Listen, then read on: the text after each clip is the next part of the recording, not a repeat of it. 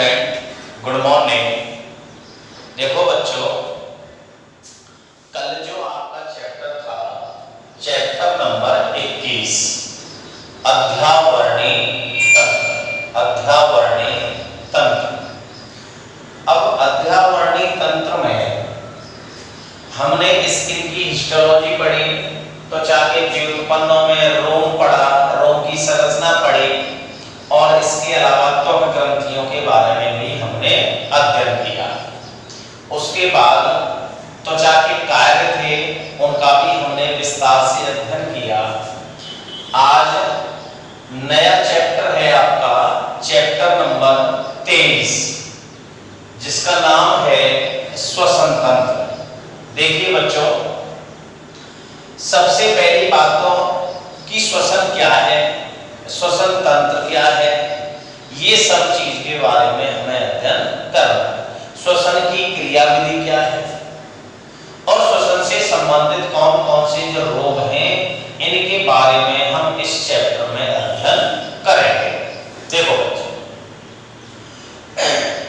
इस जो प्रकृति है, जो जीव मंडल है, इसमें जो भी जो जीव है, सभी जीवों की जो जैव उपापचय क्रियाएं हैं, जैविक क्रियाएं हैं, उन सब क्रियाओं के लिए ऊर्जा की आवश्यकता होती है।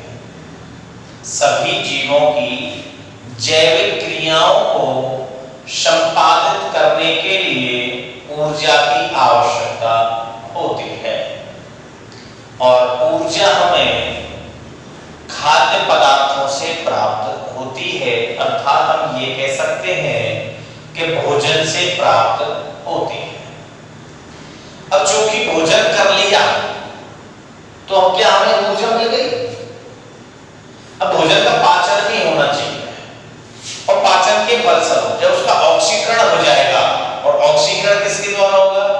ऑक्सीजन की उपस्थिति में। तो ऑक्सीकरण हो जाएगा तो हमें ऊर्जा प्राप्त होगी, और ऊर्जा हमें एटीपी के रूप में प्राप्त होती है।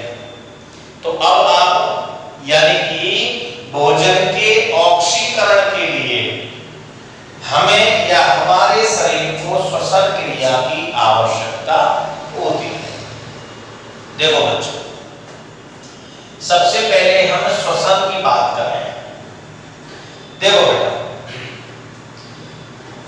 ऐसी जैव रासायनिक प्रक्रिया, पहले आपको मैं एक्सप्लेन कर देता हूं, इसके बाद में आप इसको साथ के साथ में नोट करना कि ऐसी जैव रासायनिक प्रक्रिया, ऐसी जैव रासायनिक प्रक्रिया जिसमें जीवित कोशिका में, निर्जीव में नहीं, जीवित कोशिका में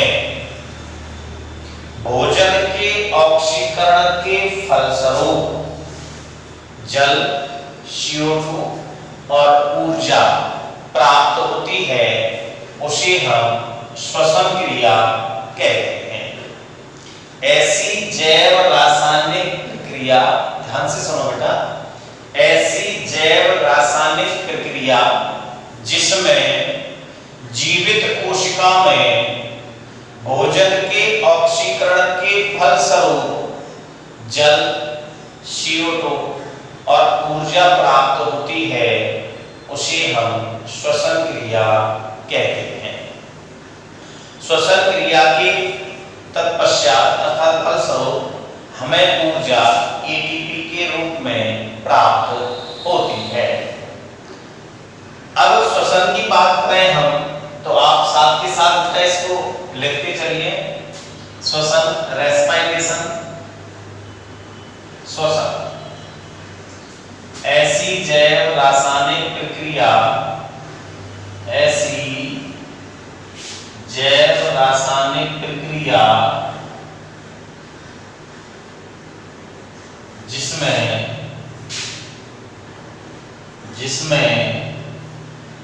जीवित कोशिका में भोजन के ऑक्सीकरण के फलस्वरूप भोजन के ऑक्सीकरण के फलस्वरूप भोजन के ऑक्सीकरण के फलस्वरूप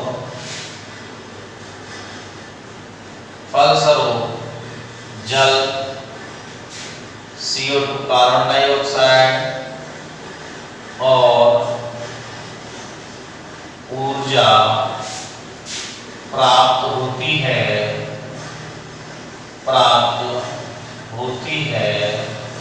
श्वसन क्रिया कहलाती है या श्वसन कहलाता है। ठीक है बच्चों, देखो बेटा, ऐसी जैव रासायनिक प्रक्रिया जिसमें जीवित कोशिका में भोजन के ऑक्सीकरण के फलस्वरूप जल CO2 और ऊर्जा प्राप्त होती है श्वसन कहलाता है। अब श्वसन क्रिया के फलस्वरूप श्वसन क्रिया के दौरान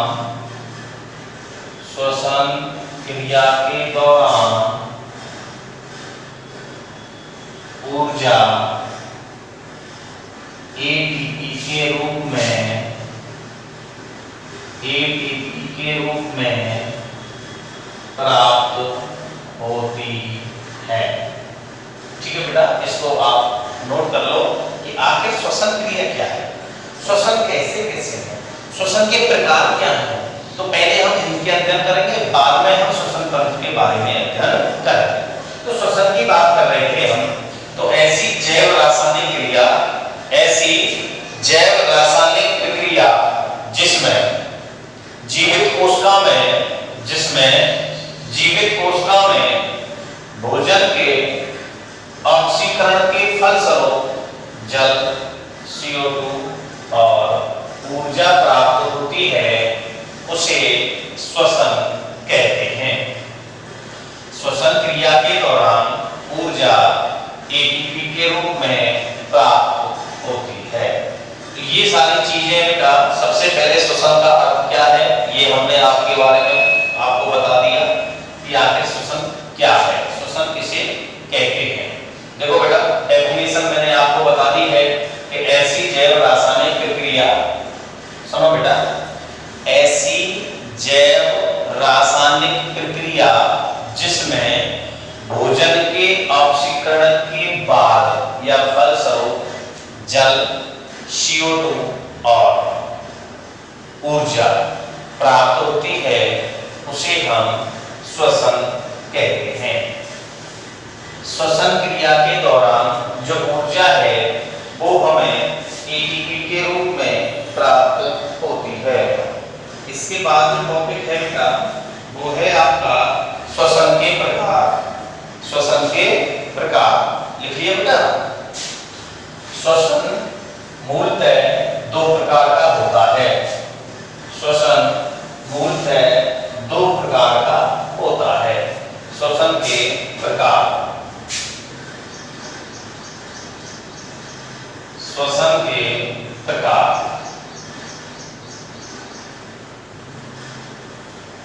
देखिए बेटा, दो प्रकार के हैं, इसके श्वसन के कितने प्रकार है बेटा? दो प्रकार हैं। नंबर 1 की बात करें हम, तो नंबर 1 है बाह्य श्वसन।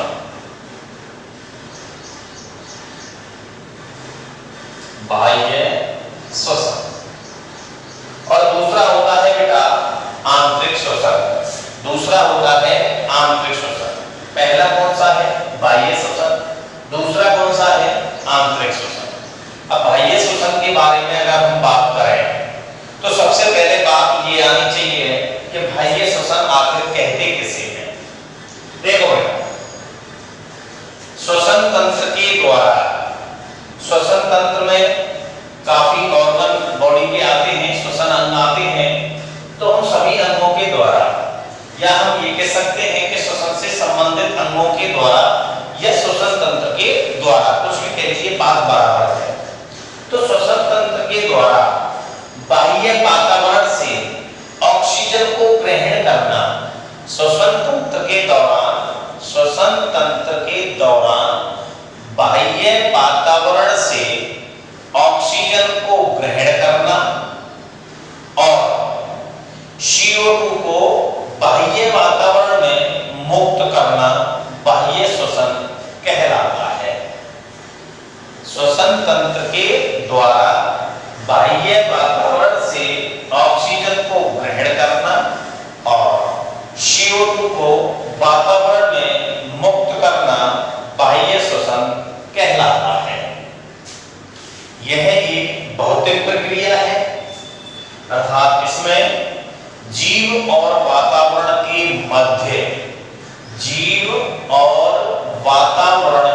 मध्य गैसों का आदान प्रदान होता है। अब इसको साथ के साथ देखिए बेटा, श्वसन तंत्र के दौरान श्वसन तंत्र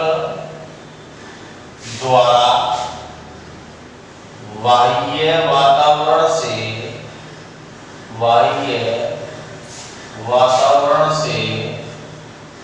ऑक्सीजन को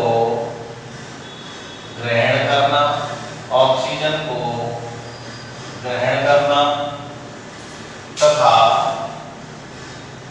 CO2 को वातावरण में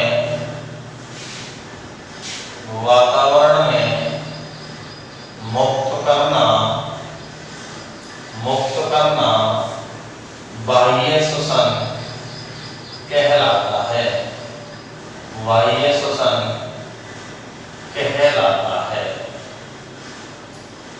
ठीक है बेटा, श्वसन तंत्र द्वारा बाह्य वातावरण से ऑक्सीजन को ग्रहण करना और CO2 को वातावरण में मुक्त करना बाह्य श्वसन कहलाता है। ठीक है बेटा, इसमें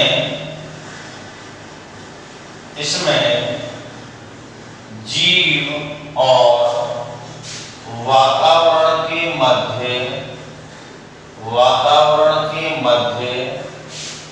गैसों का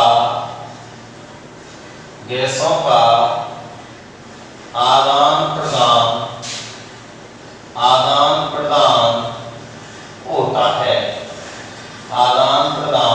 होता है। श्वसन तंत्र द्वारा बाह्य वातावरण से ऑक्सीजन को ग्रहण करना और CO2 को वातावरण में मुक्त करना बाह्य श्वसन कहलाता है।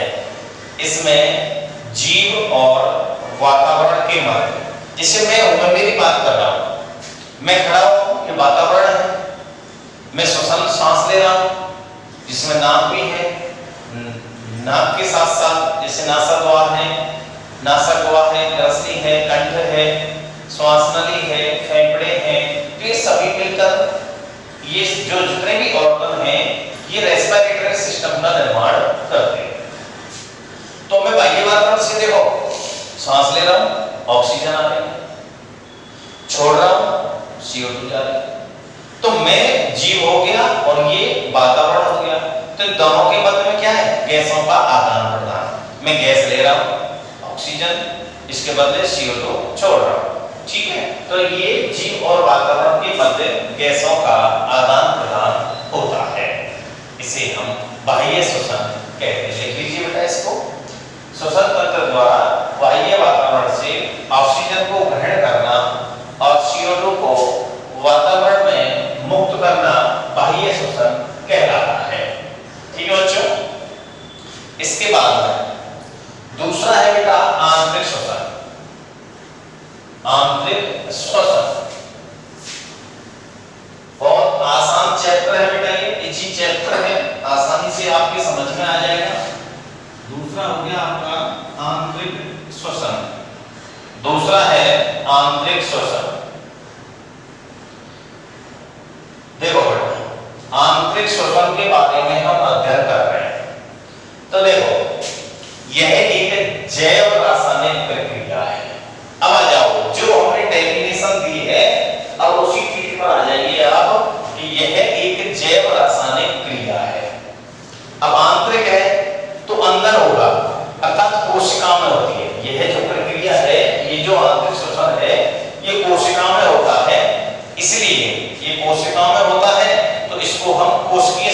नाम से भी जानते हैं।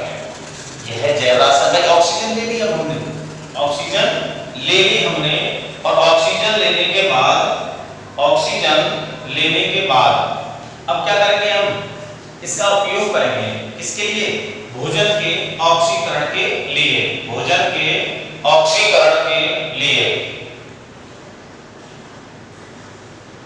भोजन के ऑक्सीकरण में इसका उपयोग कर लेंगे हम।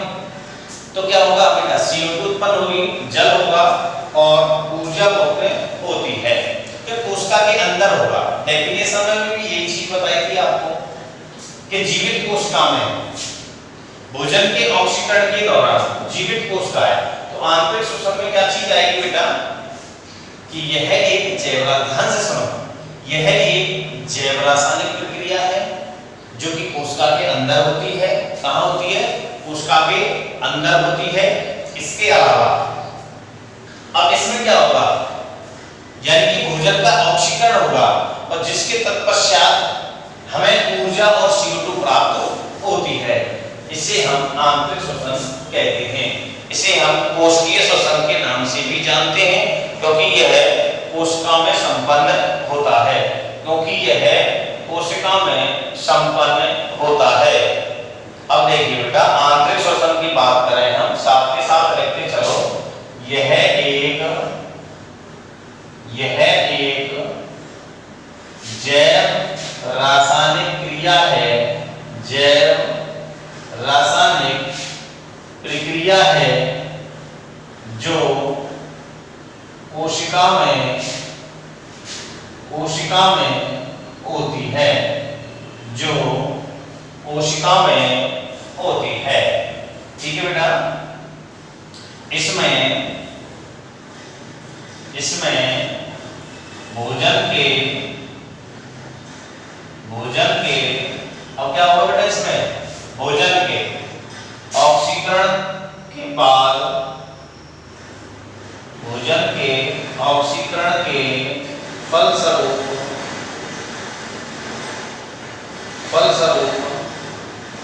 CO2 और जल एवं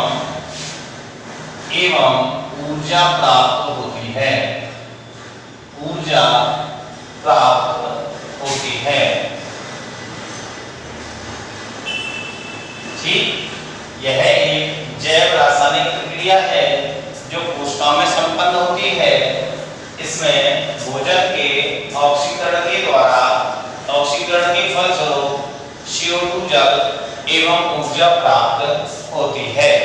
इसे कोशिकीय श्वसन भी कहते हैं क्योंकि यह कोशिकाओं में होती है, इसलिए इसे हम कोशिकीय श्वसन कहते हैं।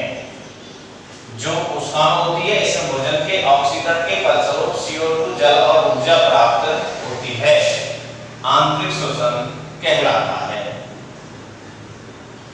आंतरिक श्वसन कहलाता है।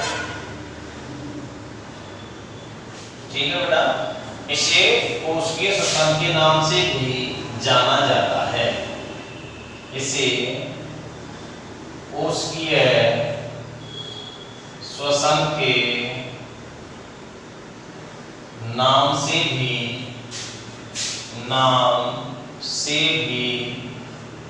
जाना जाता है। ठीक है बेटा, लिख लीजिए आप, इसको आप नोट कर लीजिए। आंतरिक जो श्वसन है, कोशिकीय जो श्वसन है, यह मुख्यतः दो प्रकार का होता है। लिख देता हूं मैं, इसमें देखिए अभी कोशिकीय श्वसन दो प्रकार का होता है।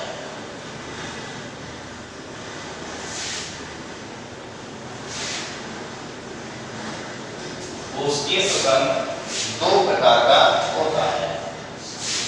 डैश करके लिखने में डैश कीजिए। कोशिकीय श्वसन दो प्रकार का होता है। देखो बेटा, पहला है अनॉक्सी श्वसन, अनॉक्सी श्वसन, और दूसरा हो जाए बात कर रहे हैं। देखो बेटा होगा तो कोशिका के अंदर, कहाँ होगा? कोशिका के अंदर, लेकिन अंतर क्या है? जब कोशिका के अंदर श्वसन ऑक्सीजन की अनुपस्थिति में होता है, जब कोशिका में श्वसन ऑक्सीजन की अनुपस्थिति में होता है तो उसे हम अनॉक्सी श्वसन कहते हैं। जैसे यीस्ट के अंदर जो श्वसन क्रिया है वो ऑक्सीजन की अनुपस्थिति में होती है। अब सुनिए बेटा, अब चूंकि ऑक्सीजन नहीं है तो भोजन का पूर्ण रूप से ऑक्सीकरण भी नहीं होता है। इसके अलावा ऊर्जा भी कम मात्रा में पाई जाती है। ठीक है बेटा, समझ में आ गया? यानी कि इसमें क्या होगा? अनॉक्सी श्वसन में जब श्वसन की क्रिया कोशिका में ऑक्सीजन की अनुपस्थिति में होती है तो उसे हम अनॉक्सी श्वसन कहते हैं। एग्जाम्पल क्या हो जाएगा बेटा इसका? यीस्ट। इसके अलावा अब चूंकि ऑक्सीजन की अनुपस्थिति में श्वसन हो रहा है तो इसमें या इस प्रक्रिया के दौरान क्या होगा? यानी कि भोजन का पूर्ण रूप से ऑक्सीकरण नहीं हो पाता है और ऊर्जा भी कम मात्रा में प्राप्त होती है। देख लीजिए बेटा इसको, अनॉक्सी श्वसन को। जब श्वसन क्रिया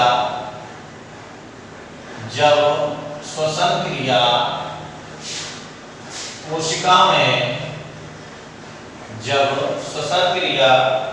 में ऑक्सीजन की अनुपस्थिति में होती है,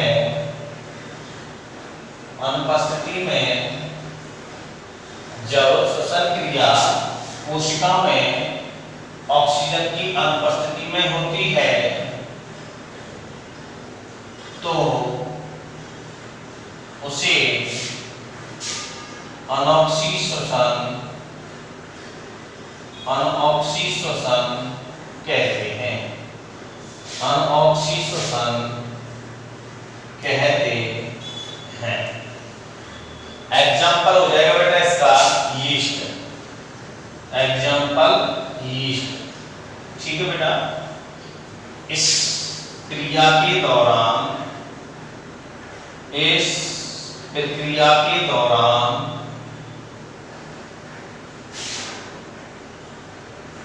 भोजन का पूर्ण रूप से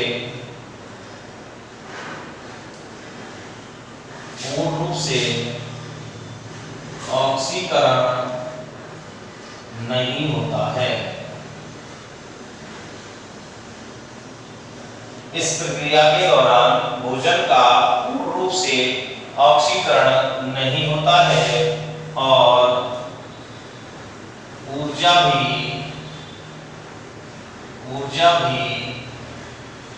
कम मात्रा में प्राप्त होती है। ठीक है बेटा, अनॉक्सी श्वसन की बात करें, इसको लिख लीजिए आप और साथ के साथ में इसको बोल रहा हूं। जब अनॉक्सी है, अनॉक्सी का मतलब है बेटा ऑक्सीजन की अनुपस्थिति।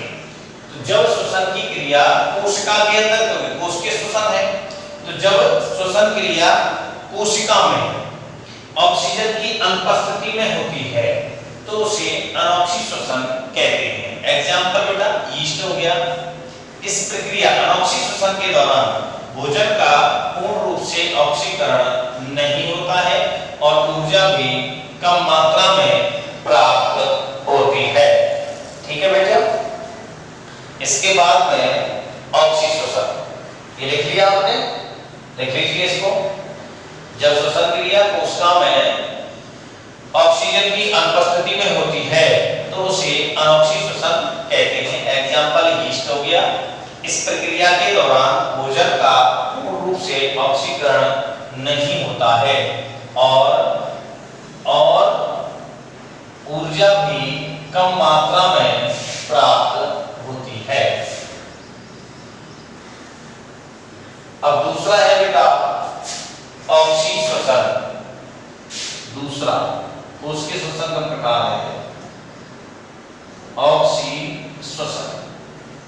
जब श्वसन क्रिया कोशिका में ऑक्सीजन की उपस्थिति में होती है, उपस्थिति में होती है, उपस्थिति में होती है, तो उसे ऑक्सीश्वसन कहते हैं। देखो बेटा, इन्हें दूसरे नामों से और जाना जाता है, बहुत ध्यान रखना। ऑक्सीश्वसन को बाह्य श्वसन कहते हैं और अनाक्षी श्वसन को अबाह्य श्वसन कहते हैं। ऑक्सीश्वसन को बाह्य श्वसन और अनाक्षी श्वसन को अबाह्य श्वसन कहते हैं। जब श्वसन क्रिया कोशिका में ऑक्सीजन की उपस्थिति में होती है तो उसे हम ऑक्सीश्वसन कहते हैं। इस प्रक्रिया के दौरान भोजन का ऑक्सीकरण पूर्ण रूप से होता है और ऊर्जा भी अधिक मात्रा में प्राप्त होती है। एग्जाम्पल, गाय, भैंस, बिल्ली, मनुष्य, एस्केरिस, टिड्डा इत्यादि। ये क्या हो जाएंगे बेटा, इसके एग्जाम्पल हो गए। तो बेटा इसको साथ साथ लिखिए। जब श्वसन क्रिया कोशिका में ऑक्सीजन की उपस्थिति में होती है तो उसे ऑक्सीश्वसन कहते हैं। इस क्रिया के दौरान भोजन का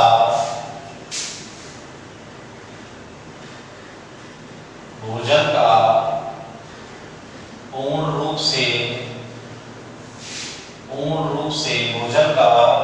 से पाचन अर्थात ऑक्सीकरण होता है। भोजन का पूर्ण रूप से ऑक्सीकरण होता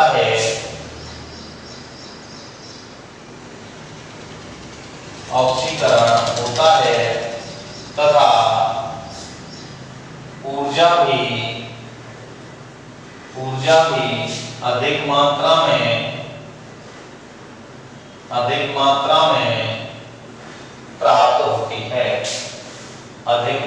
में प्राप्त होती है। एग्जाम्पल, बिल्ली, मनुष्य, एस्केरिस,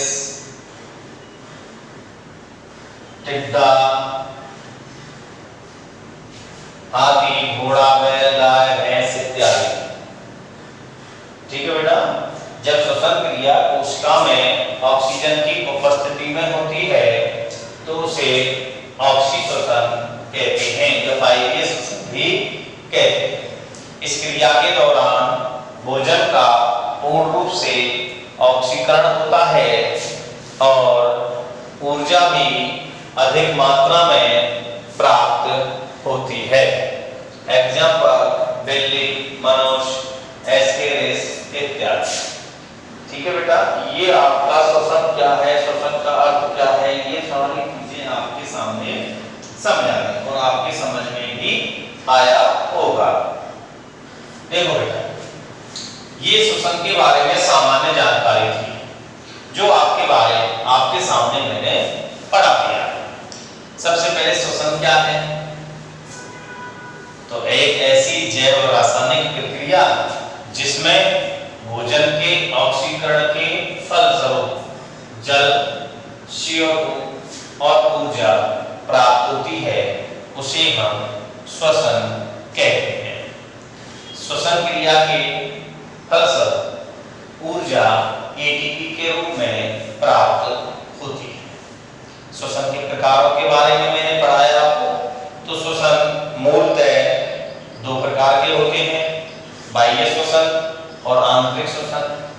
बाह्य श्वसन की बात की मैंने, तो ये एक भौतिक प्रक्रिया है। तो बाह्य श्वसन में क्या होता है? जब श्वसन तंत्र के द्वारा किसके द्वारा? श्वसन तंत्र के द्वारा बाह्य वातावरण से ऑक्सीजन को ग्रहण करना और CO2 को वातावरण में मुक्त करना बाह्य श्वसन कहलाता है। इसमें जीव और वातावरण के मध्य गैसों का आदान प्रदान होता है। आंतरिक श्वसन की बात करें हम तो यह एक जैव रासायनिक प्रक्रिया है जो कोशिकाओं में संपन्न होती है और भोजन के ऑक्सीकरण के बाद जल और ऊर्जा प्राप्त होती है तो उसे हम आंतरिक श्वसन या कोशिकीय श्वसन भी कहते हैं।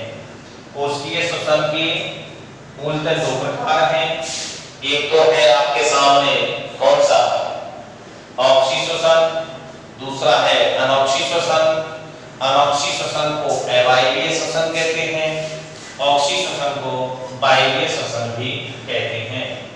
अवायवीय श्वसन और वायवीय श्वसन। अब सबसे पहले हमने ऑक्सी श्वसन का अध्ययन किया। किसका किया? ऑक्सी श्वसन का अध्ययन किया। ऑक्सी श्वसन तो जब श्वसन क्रिया कोशिका में ऑक्सीजन की उपस्थिति में संपन्न होती है तो उसे हम ऑक्सी श्वसन कहते हैं। इस क्रिया के दौरान भोजन का पूर्ण रूप से ऑक्सीकरण भी होता है और ऊर्जा भी अधिक मात्रा में प्राप्त होती है। अनॉक्सी श्वसन की बात कर रहे हैं तो जब श्वसन क्रिया ऑक्सीजन की अनुपस्थिति में होती है और भोजन का पूर्ण रूप से ऑक्सीकरण भी नहीं होता है, ऊर्जा भी पूर्ण मात्रा में अधिक मात्रा में नहीं मिल पाती है तो उसे हम अनॉक्सी श्वसन कहते हैं। एग्जाम्पल था उसका यीस्ट। क्या था बेटा? एग्जाम्पल हो गया था उसका यीस्ट। अब सबसे पहली जो बात है, अब आएगा बेटा आपके सामने श्वसन तंत्र। अब श्वसन तंत्र क्या है ये बताना है और श्वसन तंत्र में कौन कौन से ऑर्गन पाए जाते हैं उन अंगों के बारे में हमें विस्तार से अध्ययन करना है। अब इसमें श्वसन तंत्र की बात कर रहे हैं हम। देखिए बेटा श्वसन तंत्र हेड डाल लीजिए आप, श्वसन तंत्र। तो देखो बेटा एक सिंपल सी बात मैं बता देता हूं आपको कि श्वसन तंत्र का मतलब क्या है। यानी कि श्वसन क्रिया में जो बॉडी के ऑर्गन भाग लेते हैं उन्हें हम श्वसन अंग कहते हैं और श्वसन अंग मिलकर जिस तंत्र का निर्माण करते हैं उसे हम श्वसन तंत्र कहते हैं। ठीक है बेटा? श्वसन से संबंधित अंगों को श्वसन अंग कहते हैं। सिंपल सी भाषा, श्वसन से संबंधित अंगों को श्वसन अंग कहते हैं और श्वसन अंग मिलकर एक तंत्र का निर्माण करते हैं जिसे हम श्वसन तंत्र कहते हैं। अब इसके बारे में थोड़ा सा, अब श्वसन तंत्र की बात करें हम तो आपको सिंपल सी भाषा में बताऊंगा मैं कि श्वसन तंत्र में निम्नलिखित अंग पाए जाते हैं। सबसे पहले नासा द्वार, जिन्हें नासा छिद्रों के नाम से जाना जाता है, नासा गुहा, नासा गुहा के बाद में ग्रसनी, ग्रसनी के बाद में कंठ, कंठ के बाद में श्वास नली और श्वास नली के बाद में फेफड़े। फेफड़े जो है ये मुख्य श्वसन अंग के रूप में पाए जाते हैं। अब मैं आपको एक प्रैक्टिकल रूप में मैं आपके सामने खड़ा हूं और मैं आपके सामने श्वसन तंत्र के बारे में अध्ययन कराऊंगा। देखो बेटा श्वसन तंत्र में कौन कौन से अंग थे? नासा द्वार। तो सबसे पहला कौन सा था बेटा? नासा द्वार। देखो ये नासा द्वार जिन्हें हम नासा छिद्र कहते हैं। तो मनुष्य में कितने हैं बेटा? ये दो, अर्थात एक जोड़ी। तो मनुष्य में एक जोड़ी नासा द्वार नाक के अग्रश्रेय पर पाए जाते हैं। समझ में आया बेटा?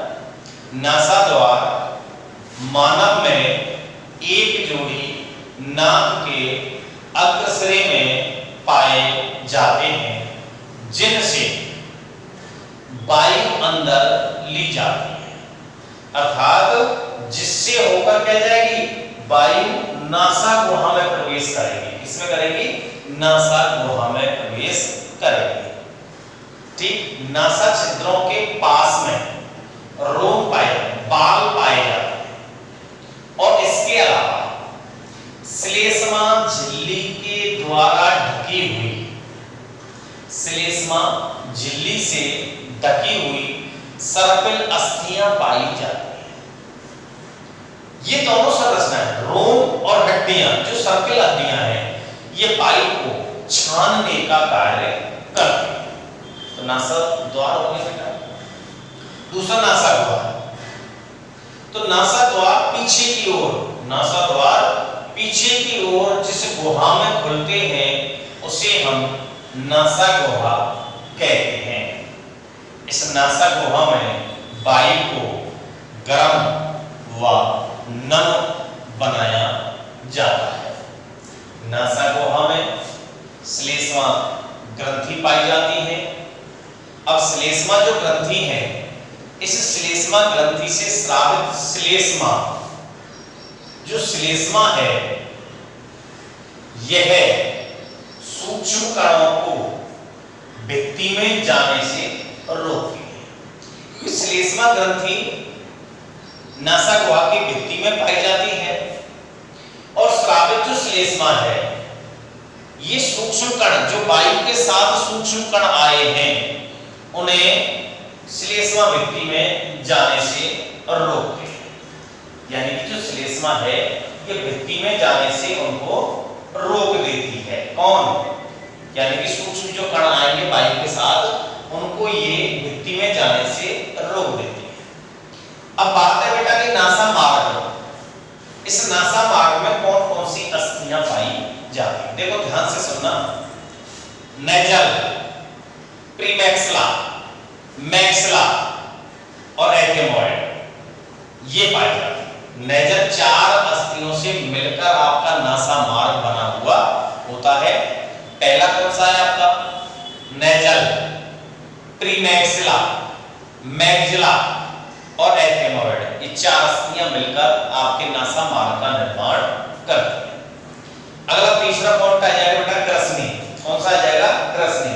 तो नासा गुहा, जो ये गुहा है, ये पीछे की ओर जिस नलिकाकार संरचना में खुलती है, उसको हम ग्रसनी कहते हैं। नासा गुहा पीछे की ओर जिस नलिकाकार संरचना में खुलती है, उसे हम ग्रसनी कहते हैं।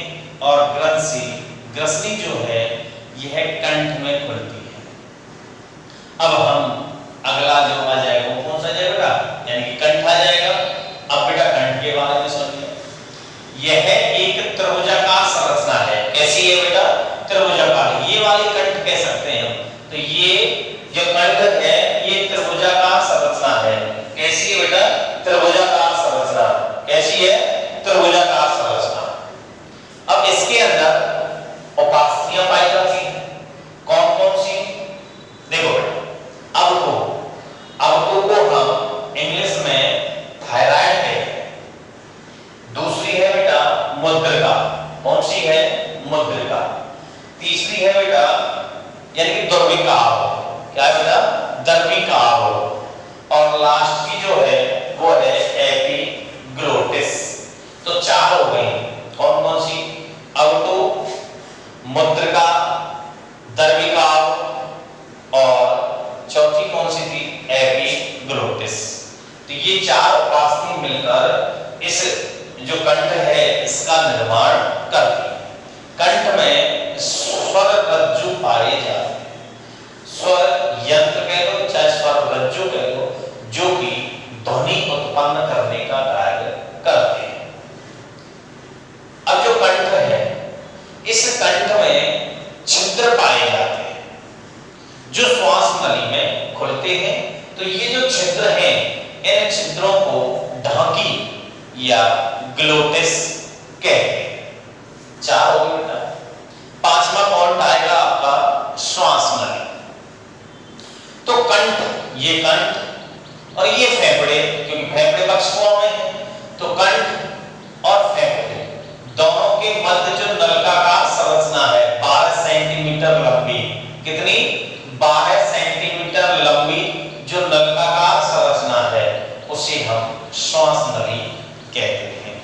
श्वास नली के ऊपर सी आकार के छल्ले पाए जाते हैं जो कि इस श्वास नली को पिचकने से रोकते हैं, जो कि श्वास नली को पिचकने से रोकते हैं।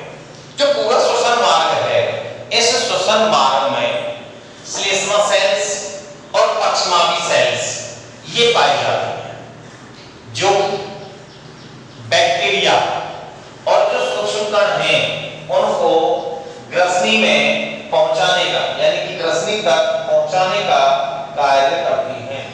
श्लेष्मा के साथ जो लिपटे हुए श्लेष्मा के साथ जो लिपटे हुए बैक्टीरिया होते हैं और सूक्ष्म कणों को ग्रसनी तक ले जाने यानी पहुंचाने का कार्य करते हैं कौन? जो पक्षमापी है। लास्ट पॉइंट आपका फेफड़े। तो मनुष्य में, मानव में एक जोड़ी फेफड़े पाए जाएंगे कहां? वक्ष गुहा में। कहां पाए जाते हैं? वक्ष गुहा में। और ये जो फेफड़े हैं ये वक्ष गुहा में इस तरह से यानी कि व्यवस्थित होते हैं कि वक्ष गुहा में कोई भी परिवर्तन होता है तो फेफड़ों में प्रतीत होता है। इसमें होता है फेफड़ों में ही प्रतीत होता है।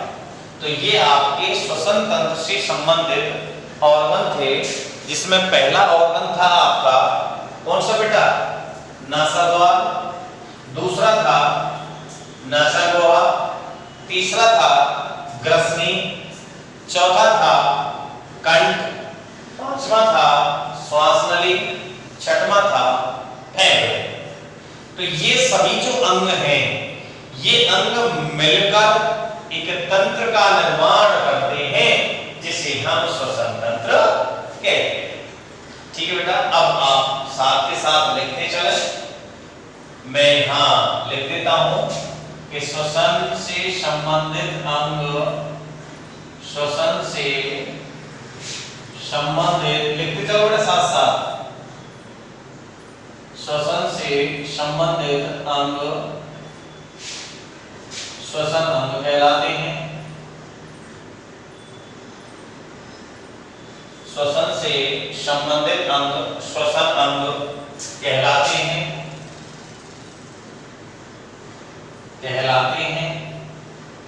और ये सभी मिलकर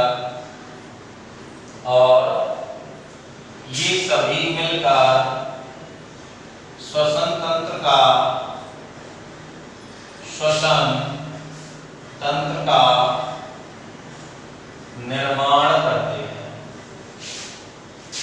निर्माण करते हैं। ठीक है बेटा, श्वसन से संबंधित अंग श्वसन अंग कहलाते हैं और ये सभी अंग मिलकर श्वसन तंत्र का निर्माण करते हैं। श्वसन तंत्र के अंग निम्नलिखित होते हैं। श्वसन तंत्र में निम्न अंग होते हैं।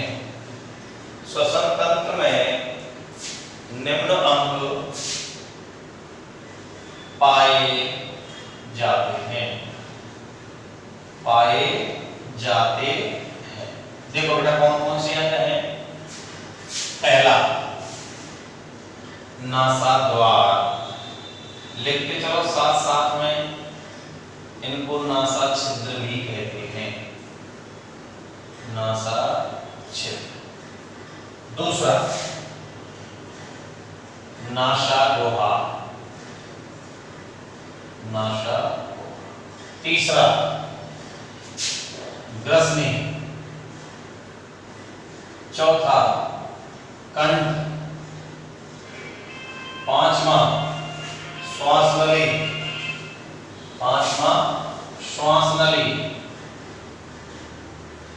और छठवां फेफड़े।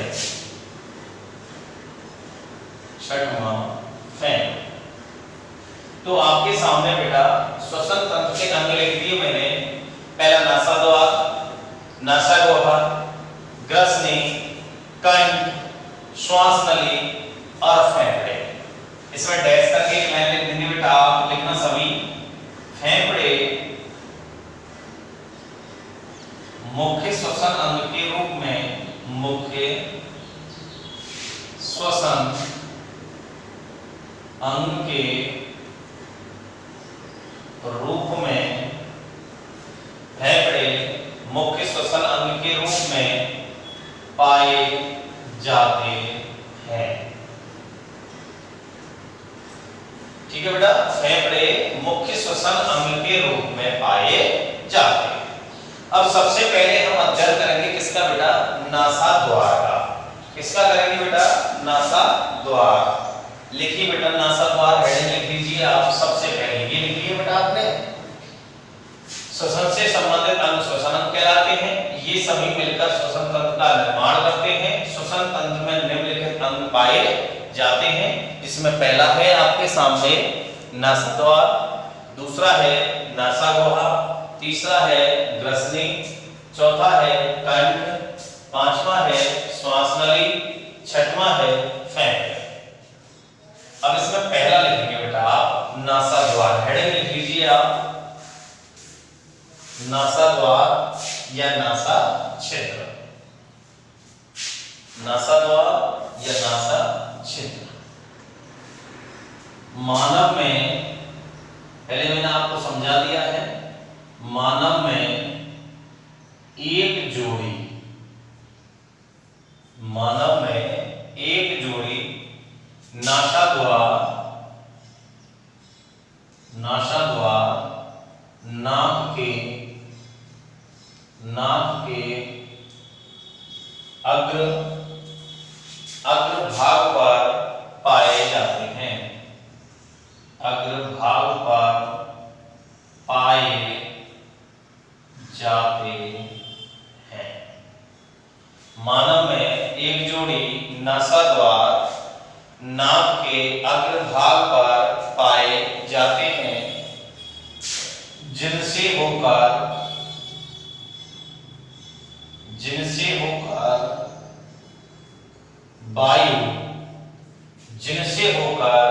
वायु नासा गुहा में प्रवेश करती है। नासा गुहा में प्रवेश करती है। मानव में एक जोड़ी नासाद्वार नाक के अग्रभाग पर पाए जाते हैं, जिनसे होकर वायु नासा गुहा में प्रवेश करती है। नासाद्वार के पास या नासा छिद्रों के पास, नासा द्वारों के पास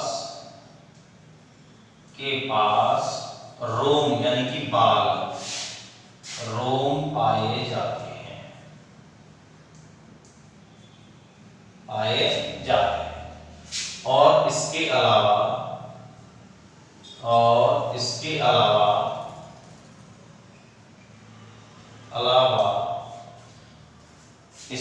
क्या पाए जाएंगे बेटा, श्लेष्मा, श्लेष्मा झिल्ली द्वारा, श्लेष्मा झिल्ली द्वारा ढकी हुई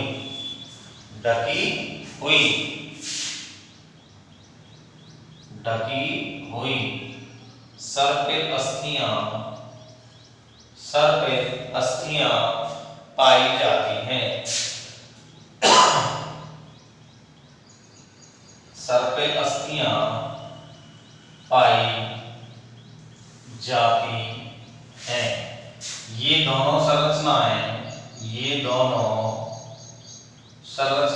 कौन कौन सी संरचनाएं बेटा, रोम और ये अस्थियां, ये दोनों संरचनाएं वायु को छानने में मदद करती हैं,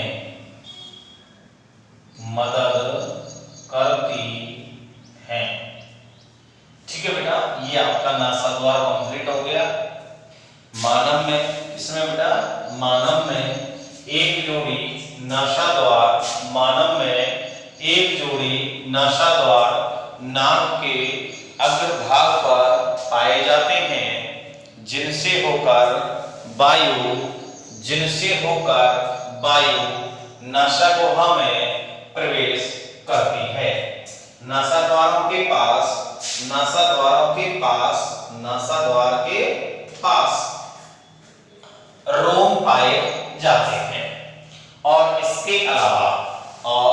इसके अलावा श्लेष्मा झिल्ली से ढकी हुई सर्पिल अस्थियां पाई जाती हैं। अब जो ये रोम है और जो श्लेष्मा से ढकी हुई जो अस्थियां हैं, ये दोनों संरचनाएं मिलकर वायु को छानने का कार्य करते हैं। इसको लिख लीजिए बेटा। पहला पॉइंट आपका नासाद्वार हो गया था, दूसरा था बेटा आपका नासागुहा। कौन सा था? नासागुहा। अब सुनिए बेटा, नासा जो द्वार है, जो नासा छिद्र है, ये पीछे की ओर, मैंने पहले समझाया आपको, नासा द्वार पीछे की ओर एक गुहा में खुलते हैं, अर्थात जिस गुहा में खुलते हैं उसे हम नासागुहा कहते हैं। इसमें जो वायु है उसको नम व गर्म बनाया जाता है। इसकी भित्तियों में श्लेष्मा ग्रंथि पाई जाती है। इनसे स्रावित जो श्लेष्मा है वह सूक्ष्म कणों को भित्ति में जाने से रोकने का कार्य करती है। अब श्वसन मार्ग जो है, ये नासाद्वार और नासा, ये श्वसन मार्ग हो गया, ठीक है बेटा। नासा मार्ग कह सकते हैं इसको, नाक का जो मार्ग है, नासा मार्ग है, इसमें अस्थियां पाई जाएंगी। पहली है नेजल, दूसरी प्रीमैक्सिला, तीसरी मैक्सिला और चौथी एथिमॉइड। इसके बाद ग्रसनी आ जाएगी बेटा, ठीक है बेटा। तो नासागुहा पीछे की ओर एक नलिकाकार संरचना में खुलती है, जिसे हम ग्रसनी कहते हैं। ग्रसनी यानी कि कंठ में खुलती है। कंठ भी त्रिभुजाकार संरचना है, उपास्थि को बना होता है। इसमें स्वर यंत्र पाया जाता है जो कि ध्वनि उत्पन्न करने का कार्य करता है, ठीक है बेटा। इसमें छिद्र पाए जाते हैं जो श्वास नली में खुलेंगे, उनको हम ढांकी या ग्लोटिस कहेंगे। अगला श्वास नली 12 सेंटीमीटर की लंबी जो कंठ और फेफड़ों के मध्य में नली है उसको हम श्वास नली कहेंगे। सी आकार के छल्ले पाएंगे जो कि इसको पिचकने से रोकते हैं। फेफड़े हो जाएंगे बेटा लास्ट, मुख्य श्वसन अंग के रूप में है। कौन? फेफड़े एक जोड़ी होते हैं, दायां फेफड़ा बायां फेफड़ा बक्षगुहा में पाए जाते हैं और इस प्रकार से व्यवस्थित होते हैं कि बक्षगुहा में अगर कोई भी परिवर्तन होता है तो फेफड़ों में भी प्रतीत होता है, ठीक है बेटा। यहां से आगे नेक्स्ट क्लास में साथ के साथ इसको आप लिखते चलें और साथ के साथ ही याद